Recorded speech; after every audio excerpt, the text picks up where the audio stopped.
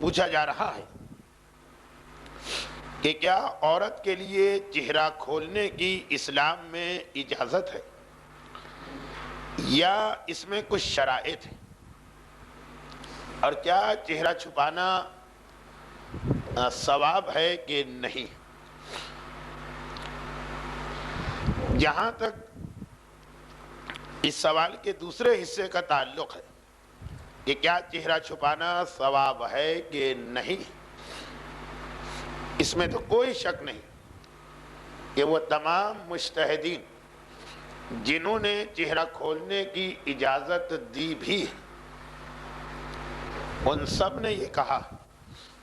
کہ احتیاط مستحب یہ ہے کہ چہرہ چھپایا جائے۔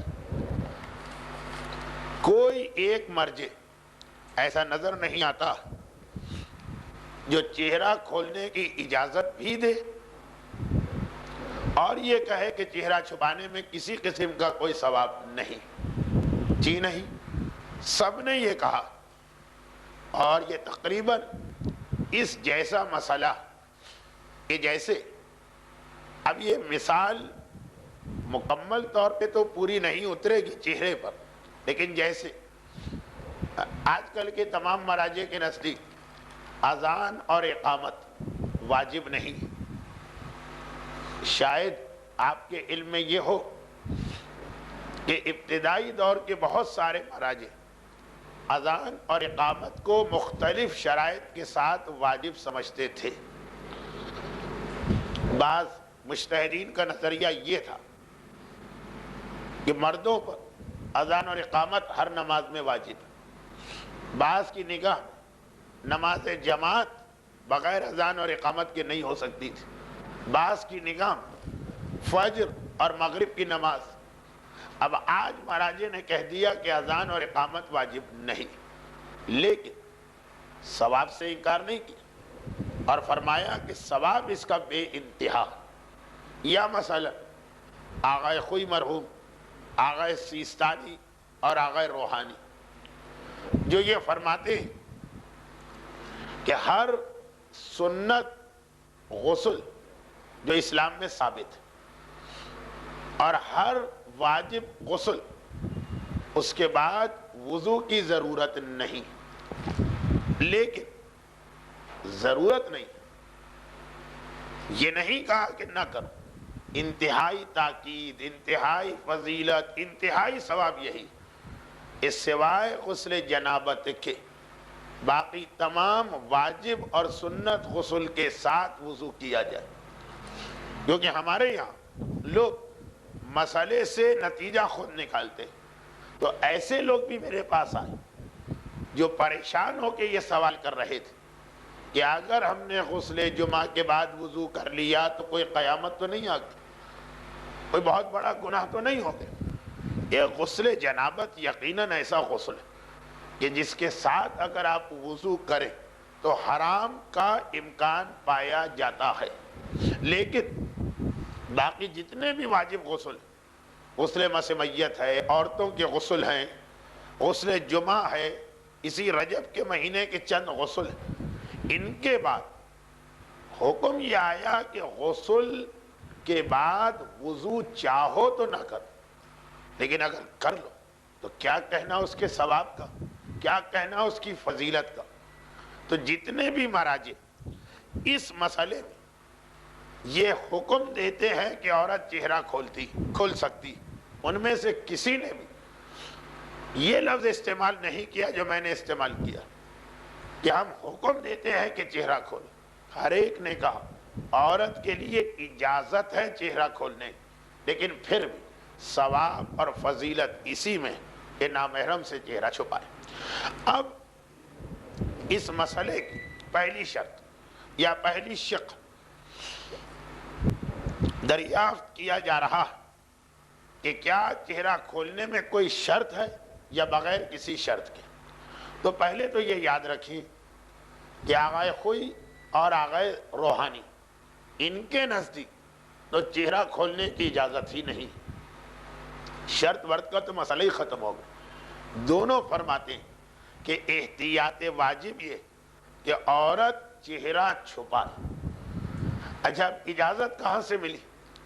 یا امام خمینی کے یہاں سے، یا آقا خامنائی کے یہاں سے، یا آقا سیستانی کے یہاں سے؟ تو ان کے یہاں چہرہ کھولنے کے ساتھ ایک دو شرطیں، نمبر 1 انفرادی شرط ہے، اور نمبر 2 اجتماعی شرط ہے۔ مسائل کی دو قسمیں ہوتی ہیں، ایک انفرادی اور ایک اجتماعی۔ نمبر 1، اگر عورت کو کسی خاص مرد کے بارے میں یہ یقین یا اطمینان ہو جائے کہ اس کے سامنے چہرہ کھول کے گئی تو اس کی نگاہوں میں خرابی آ جائے گی اور یہ مجھے بری نگاہ سے دیکھے، تو اب خاص اس مرد کے سامنے چہرہ کھولنا حرام۔ اچھا، اور اجتماعی شرط کیا؟ کہ اگر چہرہ کھولنے سے معاشرے میں فتنہ و فساد پھیل رہا، معاشرے کا ماحول،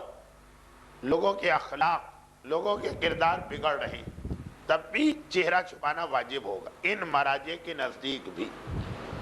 اور اس میں ایک اور سوال بھی کسی نے شامل کر دیا، یہ غالباً زی ٹی وی کے حوالے سے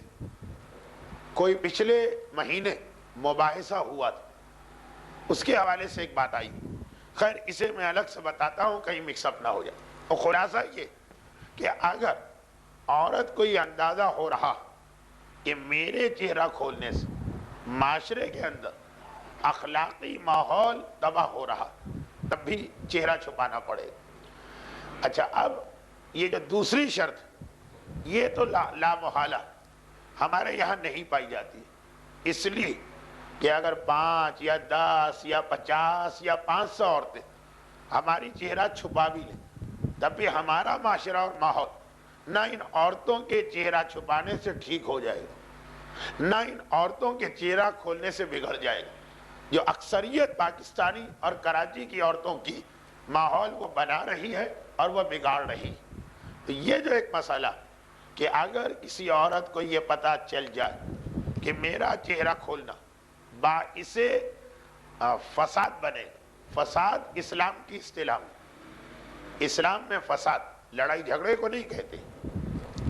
اخلاق اور کردار بگڑ جانا، لیکن جیسا کہ میں نے کہا کہ فی الحال معاشرے کی اکثریت چونکہ بے دین عورتوں پہ مشتمل، یہ شرط بھی نہیں پائی جاتی۔ اب آئیے آخری شرط، اور غالباً سوال کا مقصد بھی وہی شرط تھا، وہ یہ کہ مراجع کرام یہ فرماتے ہیں کہ چہرہ کھولنے کے اندر ایک بات کا خیال کرو، اور وہ یہ کہ چہرے کی اجازت، زینت کی اجازت نہیں۔ زینت یہ خود ایک اصطلاح، علیکم السلام، شریعت میں کسی لڑکی کا نام نہیں ہے، کسی عورت کا نام نہیں ہے، یہ خود ایک مسئلہ، کیونکہ قرآن میں جہاں عورت کو حجاب کا حکم دیا گیا وہاں یہ بھی کہا گیا کہ اپنی زینت کو بھی چھپا کے رکھنا الا ما ظہر، مگر یہ کہ جو خود بخود ظاہر ہو جائے۔ چنانچہ جو علماء چہرہ کھولنے کی اجازت دیتے ہیں ساتھ میں تیسری شرط یہ لگاتے ہیں، شرط یہ ہے کہ زینت ظاہر نہ ہو، چہرہ کھولو زینت نہیں۔ جب زینت کسے کہتے ہیں،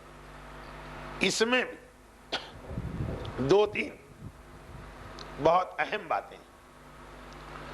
جنہیں سمجھنا ضروری بھی ہے۔ نمبر 1، آقا روحانی یہ فرماتے ہیں